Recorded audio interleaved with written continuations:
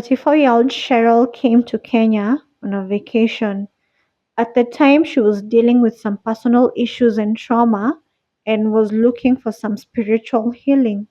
A friend of hers from their choir group told her about the trip and she decided to come, leaving her three children and husband back home on the Isle of Wight. Isle of Wight. I think it's Isle of Wight. I'm guessing it's an island in England.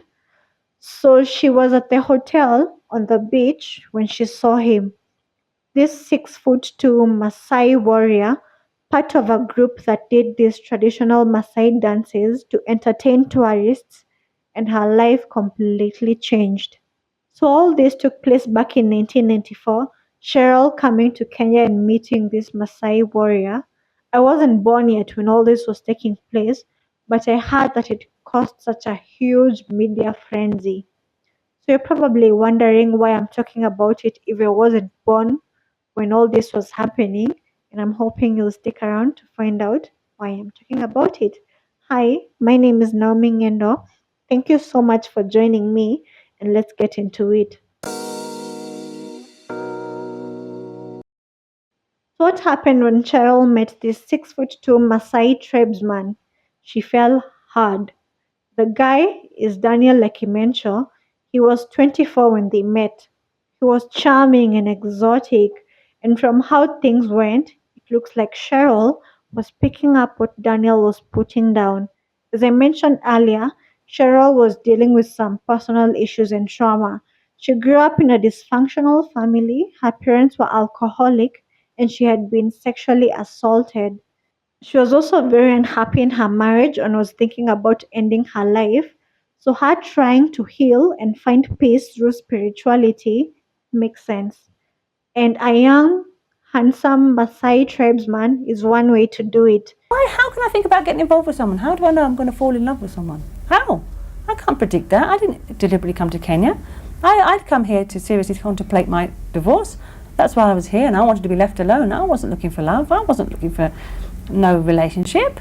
Love, it knows no boundaries. How can you say that person will play God to dictate to you who you love and where you love that person? The thing is, though, she dove in headfirst. This is the drastic change she needed.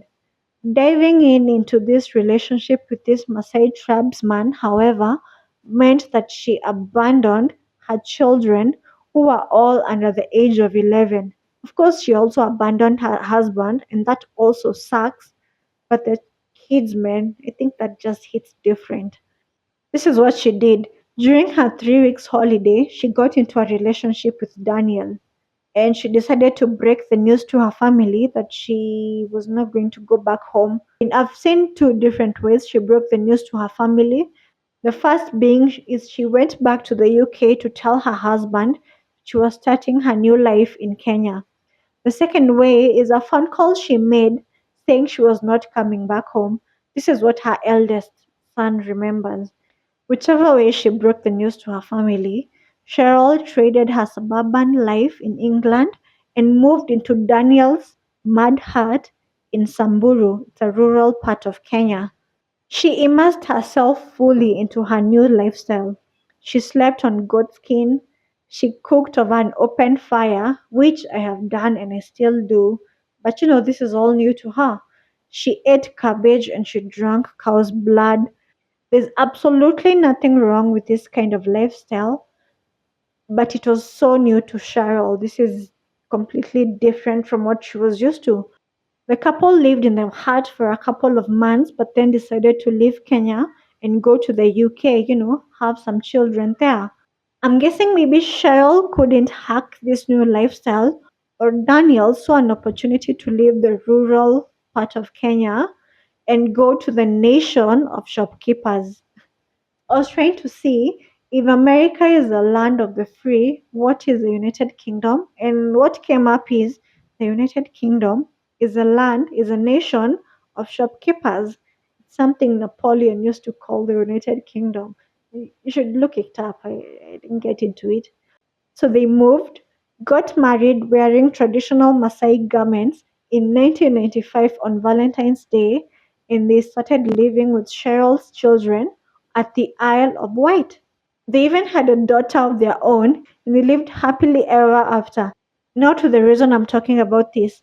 It's been more than 30 years, and 65-year-old Cheryl talked to Mail Online to tell us how the story ended.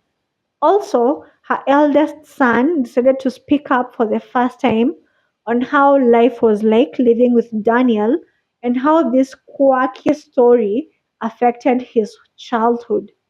So, according to Cheryl, just after the birth of their daughter, she noticed that Daniel was becoming more obsessed with wealth and she felt used.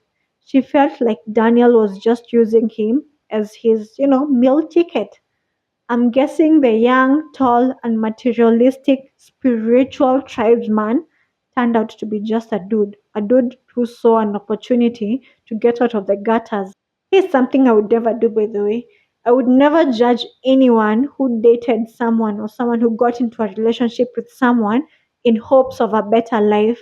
As long as they are both adults, as long as they are both getting something out of it, as long as they both know what this is, then go ahead. It's the lying about your intentions and who you are that really gets me.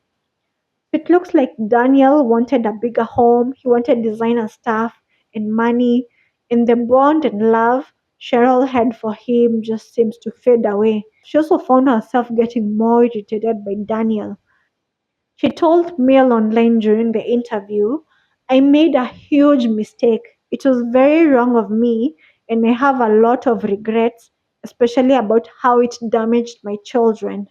She also added that Daniel was having a hard time assimilating to life in the United Kingdom because of the huge cultural differences. The impact all this had on my children. Having a Masai warrior as a father was not easy for them. Daniel was trying his best, but he could never understand the Western ways and couldn't be the dad that they needed. The couple got divorced in 1999. It looks like Cheryl fell in love with the idea of Daniel without getting to know who he was as a person. She met him and she saw him as an escape, and she's 65 years old right now and she lives alone. And although she says she's maintained a good relationship with her kids, her oldest son says otherwise. He lives in Seoul, South Korea with his wife and kids, and this is the first time he's spoken out on the health issue. And he says he has not spoken to Cheryl in 10 years. He says her mom leaving tore his life apart and ruined his childhood. He is not happy that his mom is still bringing up all this, talking about it. So the mom is speaking up after the mom did the interview talking about her regrets. And the son says he is ashamed and disgusted by her actions. My mother has always been wrapped up in her own story, her own image, and her own self interest. This latest article is just another example of that. It may seem like a tale of reflection or regret, but to those of us who lived through it, it's a painful reminder of neglect, manipulation, and broken trust. So, get this, since this story caused such a huge media frenzy back then, when it happens, he remembers people coming to film them and it took over their lives. Kids in school would bring newspapers and laugh at them because Cheryl was giving interviews and was everywhere. She even wrote a book about this whole thing. The book is called White Mischief. He also debunks Cheryl's claims that the kids were taken with him. Daniel was a stranger to them. Cheryl and Daniel would get into these fights that would get physical. The relationship was violent. The kids were there to witness it. The son also remembers how devastated their father was. This is their stepfather. Their biological father left when they were young, and the stepfather took care of them. And the son says he saw Mike, who is the stepfather, Mike, who had never drunk before, paralytic on the floor with grief. This is what she left behind. I'll say this story has been so heartbreaking. When it popped up, I thought it would be these quirky stories you see on YouTube channels about love knowing no bounds, about love not judging. But the more I read up on it, the more I saw this is more than that. Because especially because of the kids factor and how it affected them and what they saw, very heartbreaking. And that is the story of the lady who abandoned her suburban life in England to be with a Masai tribesman. Please let me know what you think down below about the whole story. Thank you so much for joining me. I really do love and appreciate you being here, and I would very much like to see you on the next one. Bye.